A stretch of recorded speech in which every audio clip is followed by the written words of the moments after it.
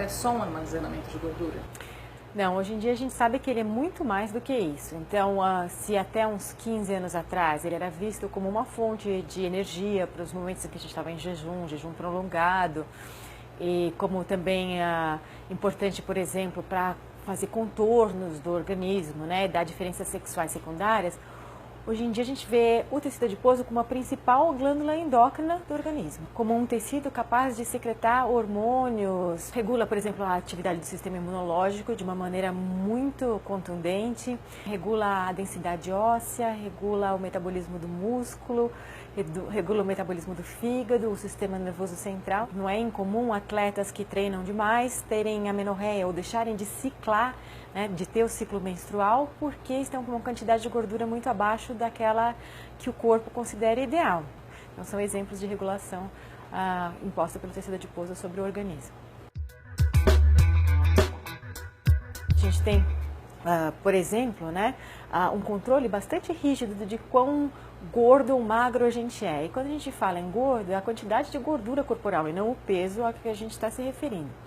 Então, quando a gente muda um pouco, aumenta o peso rapidamente ou diminui né, com essas dietas, né, rápidas, o que a gente faz é deflagrar que eu brinco de banhostato no cérebro, né, no sistema nervoso central, que faz com que a gente volte àquela situação anterior. Então, por exemplo, um hormônio que contribui bastante para isso, mas não é só ele, é a leptina, que é secretada pelo adipócito, a célula do tecido adiposo. Conforme ela vai aumentando de tamanho, ela secreta mais leptina. Leptos, no grego, quer dizer magro. Então, ela sinaliza para o sistema nervoso central que o seu tecido adiposo está aumentando. Seu sistema nervoso central reage a isso, fazendo com que você tenha menos apetite e gaste mais energia. Quando você perde peso rapidamente, você vai secretar menos leptina. Então, seu sistema nervoso vai fazer com que você tenha mais apetite e gaste menos energia. E assim você se mantenha dentro de um peso sempre estável. A gente sabe que o tecido adiposo, quando ele se expande, no caso de obesidade, né, quando você começa a aumentar muito de peso, existe um limite para essa expansão, né, não só de células, como começa a haver um ciclo de gordura dentro do ácido graxo que é quebrado e é liberado para o interstício do tecido, ou seja, para fora das células. Isso é retomado pelo adipócito e então esse aumento de gordura no espaço intercelular faz com que haja recrutamento de células do sistema imunológico para o tecido adiposo.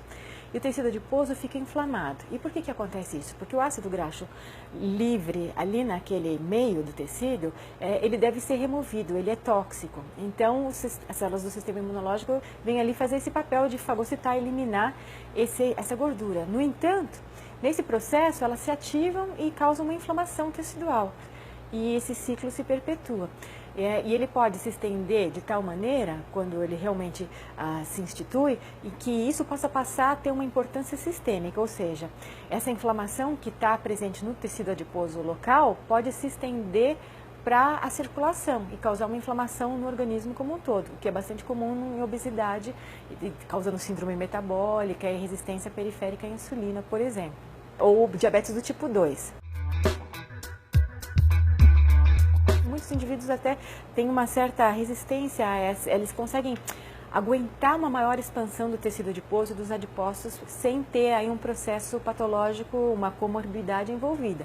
Eles não se inflamam, então existe a possibilidade de você ser gordo, né, ou até obeso e saudável. Mas quando há emergência de inflamação sistêmica, isso vai se perder. O fígado gorduroso, que é um grande problema, né, que é a esteatose.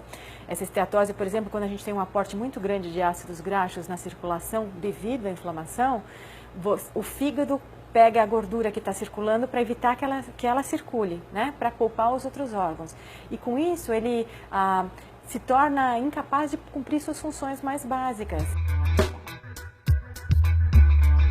Se você conseguir modular a inflamação, você consegue, de uma certa forma, né, diminuir os problemas que são causados pelo aumento da adiposidade, né? Então, como a gente adota o exercício, o que ele faz? Ele diminui a inflamação no corpo como um todo, inclusive o sistema nervoso central. E como é que ele faz isso? Uma sessão de exercício aguda, ela é altamente inflamatória, né? Tanto que a gente sente quando no dia seguinte que está doendo a perna, está doendo as costas, sei lá.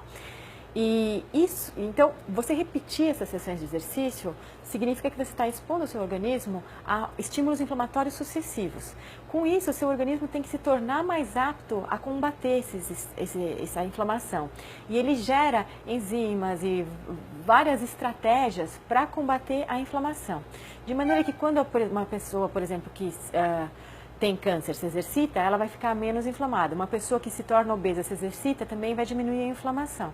Então, é uma das estratégias possíveis, mas existem várias. Existem estratégias farmacológicas, existem estratégias nutricionais e talvez o mais interessante seja a combinação entre todas essas estratégias, né?